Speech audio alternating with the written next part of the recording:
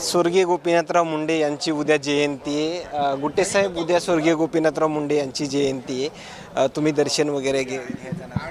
हो, निश्चितच दर्शन घ्यायला आम्ही दरवर्षी जात होतो, दर्शन घेत होतोच आणि साहेबाचा फोटो ठेवून वंदन वगैरे करत होतो आम्ही दरवर्षी.